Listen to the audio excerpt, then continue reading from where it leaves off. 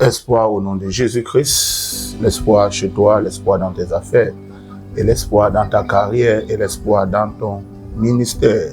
Rappelons-nous, Jésus-Christ nous a donné une très grande grâce qui est la paix. La paix est la seule voie que le Seigneur utilise pour nous permettre d'accomplir sa volonté parfaite et qui nous permettra aussi d'accomplir la vision et les réalisations qu'il a placées devant nous. Rappelez-vous, un cœur qui a perdu la paix ne peut rien accomplir. Peu importe les efforts qu'il manifeste, peu importe les actes qu'il pose, si son cœur a perdu la paix, tout ce qu'il fera ne va que rencontrer l'échec. Et rappelons-nous, qu'est-ce que le Père a dit à ses disciples quand il les a envoyés dans les maisons? Qu'est-ce qu'il leur a demandé de dire dans les maisons? Est-ce qu'il leur a demandé de délivrer les maisons ou de restaurer les maisons ou de guérir les maisons? Non. Écoutez bien la lecture dans le livre de Matthieu, le chapitre 10 à partir du verset 12 à 13. À la maison, lisez tout le chapitre, vous serez mieux édifiés. En entrant dans la maison, saluez-la. Et si la maison en est digne, que votre paix vienne sur elle. Mais si elle n'est pas digne, que votre paix retourne à vous. Quand le maître envoyait les disciples, c'était pour qu'ils aillent annoncer la paix dans les maisons. C'était pour qu'ils viennent annoncer la paix dans votre cœur et non pour vous apporter la délivrance et non pour vous apporter la restauration. Parce que le maître savait qu'au travers de la paix, il t'a déjà donné le moyen toi-même de te délivrer, de te guérir et de pouvoir réaliser et accomplir tout ce qu'il t'a donné. Alors soyez en paix. Soyez en paix dans votre cœur, soyez en paix avec votre partenaire, soyez en paix avec votre associé, soyez en paix avec votre collègue, soyez en paix avec vos enfants et soyez en paix dans vos maisons. Quand nous lisons encore plus bas, nous nous rendons compte dans le livre de Romains, le chapitre 12 à partir du verset 18. Qu'est-ce que le maître nous dit?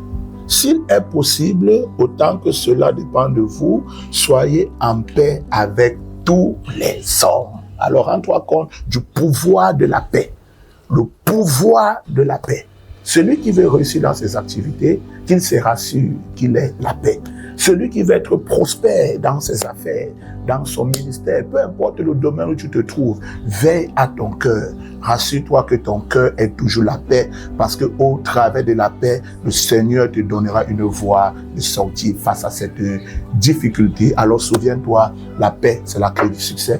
La paix, c'est la clé de la prospérité. La paix, c'est la clé de la guérison. La paix, c'est la clé de la délivrance. Je vais prier pour toi. Que ce cœur qui était dans l'amertume retrouve la paix. Que ce cœur qui était dans la colère, ou la tristesse, ou l'angoisse, ou la haine, peu importe la circonstance dans laquelle l'ennemi voulait te mettre, soit sous l'influence de ma voix et tu vas retrouver la paix. Je déclare la paix au nom de Jésus-Christ. La paix dans ton cœur. La paix dans tes activités. La paix dans tes affaires, la paix dans tes finances et la paix dans ton mariage. Rappelez-vous quand le maître a dit allons de l'autre bord.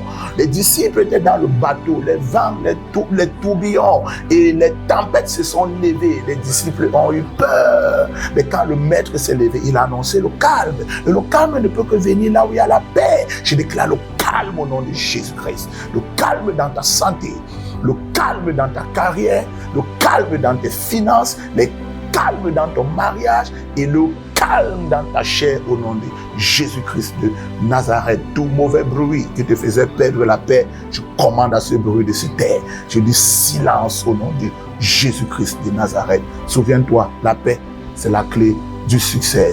Que le Seigneur te bénisse. Amen, amen et amen. Rappelez-vous, ce dimanche, venez avec la tête de votre concession familiale, venez avec la tête de votre lieu de travail, votre lieu d'affaires, peu importe l'endroit où vous vous retrouvez chaque jour pour pouvoir gagner votre pain, venez avec la terre de ce lieu, nous allons prier. S'il y avait une malédiction par laquelle cette terre, l'ennemi passait par cette terre pour t'affliger, nous allons annuler cette malédiction. Viens avec la terre et nous allons déclarer, et quand tu vas retourner, tu vivras la gloire de Dieu ce dimanche à partir de 7h. Que le Seigneur te bénisse. Shalom.